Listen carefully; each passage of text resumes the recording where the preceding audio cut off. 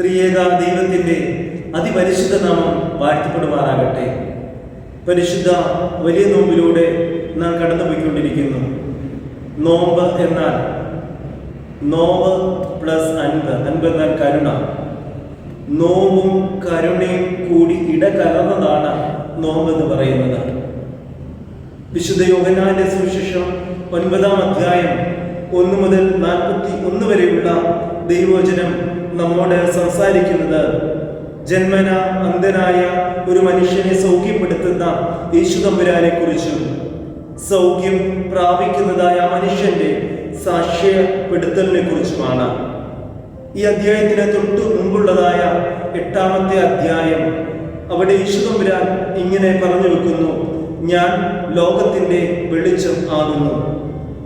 Shabbat നാളിൽ നടക്കുന്നതായ ഈ അത്ഭുതത്തിൽ, ഈ സുവിശേഷത്തിൽ കാഴ്ച തെളിഞ്ഞു വരുന്ന ഒരു മനുഷ്യന്റെ ഉൾക്കാഴ്ചയാണ് കാണുവാനായിട്ട് കഴിയുക.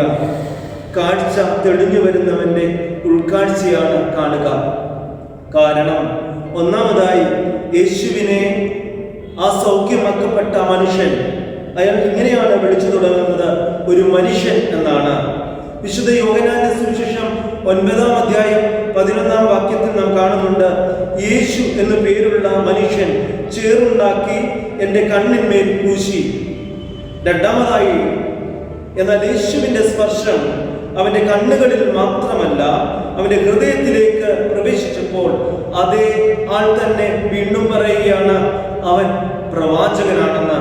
വിശുദ്ധ യോഹന്നാന്റെ സുവിശേഷം 9-ാം അധ്യായം 17-ാം വാക്യത്തിൽ.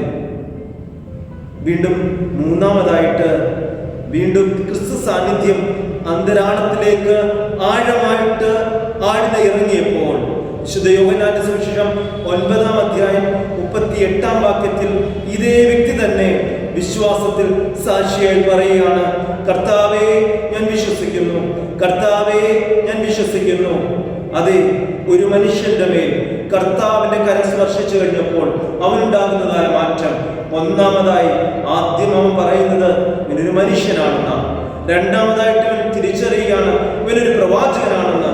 മൂന്നാമതായിട്ട് അധ്യായം അവസാനിക്കാറാവുമ്പോഴേക്കും അവൻ പറയുകയാണ്: കർത്താവെ, ഞാൻ വിശ്വസിക്കുന്നു. ദൈവസ്പർശം വിശ്വാസ വളർച്ചയിലേക്കും ഉൾക്കാഴ്ചയിലേക്കും നയിക്കപ്പെടുകയാണ്. അവന്റെ ഇരുടടഞ്ഞ ജീവിതത്തിൽ ക്രിസ്തു ഒരു പ്രകാശമായിട്ട് മാറുകയാണ്.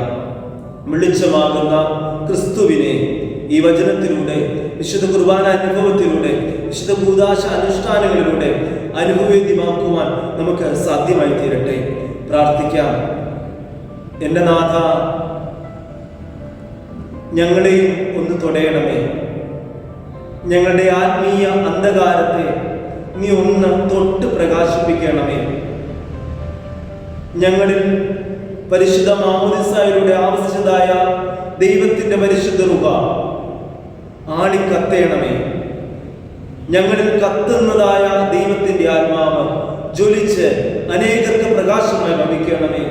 ഈ പരിശുദ്ധ നോമ്പിൽ അനേകർക്ക് പ്രകാശമായി മാറുവാൻ ഞങ്ങളെയും നീ ബലപ്പെടുത്തണമേ. ആമീൻ.